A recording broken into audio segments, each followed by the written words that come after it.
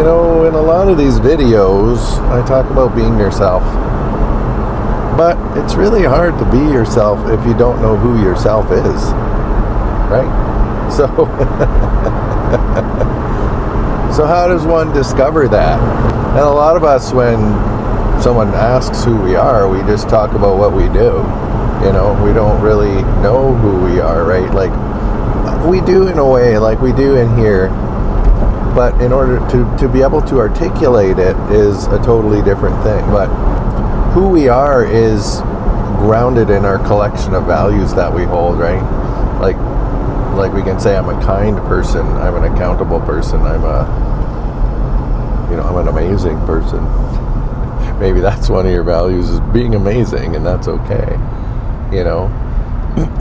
But I think the heart of what I usually try to get at is to make it an active process of creation, to make figuring out who you are, or asking that question, who am I, an active process that you're always engaging in every moment of your life if you can. You might be, and that's why what's showing up in front of you is giving you all these opportunities to do that.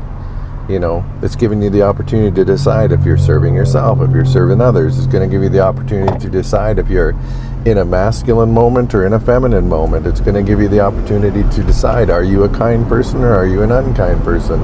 It's going to give you the opportunity to decide, are you an accountable person? Are you a person who avoids accountability? Are you a loving person, or are you a person who doesn't give two shits about people, right? So it's like everything is always giving you choices, right?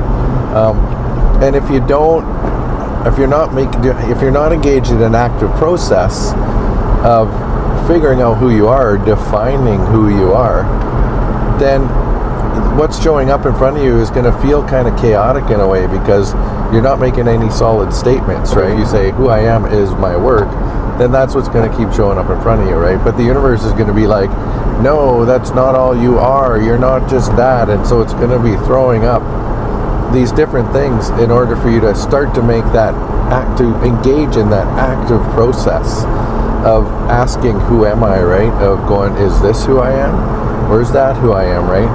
And a lot of people too, when I talk to them in retreats, it's like they want to get it right the first time around. It's like, that's why I say, like, it's okay to fuck up. It's okay to make mistakes. Like, when we're actively engaging with that process of deciding and defining who we are through different values, through different things that are showing up in front of us, we need to choose one. Like, we need to choose one. If we don't choose one, our creation is going to keep going, hey, what about this? What about this? What about this?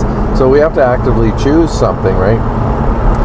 And we can choose something, but some of us sit there and go, oh my God, I don't want to choose the wrong thing. I don't want to, I can't, maybe is this the right path? Am I going to get hit by lightning if I choose this path?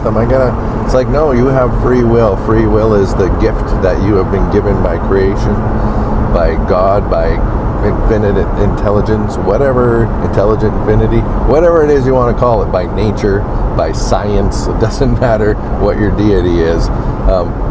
That's a gift you've been given, and you've been given that gift so you can make these kinds of choices, right?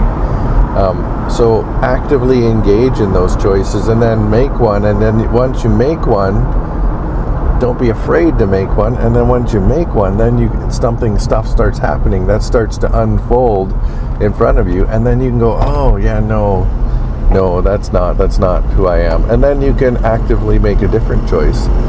But what's unfolding in front of you is the opportunity to make that different choice, or to go, yeah, I'm like, that's me, but maybe it's a little more like this, maybe it's a little more like that. But you're actively engaging with your creation in order to do the work that you are here to do, ultimately, from a spiritual perspective. So engage in that stuff, engage with creation. You don't have to if you don't want to. Not engaging is making a choice, and just as much as engaging is, and if you're not engaging and not doing that work, then the universe will be just chucking a bunch of stuff up in front of you, and you'll feel like your life is wildly out of control, because it kind of is, in a way, that the catalytic nature of the universe is going to keep throwing you opportunities to make choices, to shift, to change, to decide who you are, to define who you are through those kind of value judgments.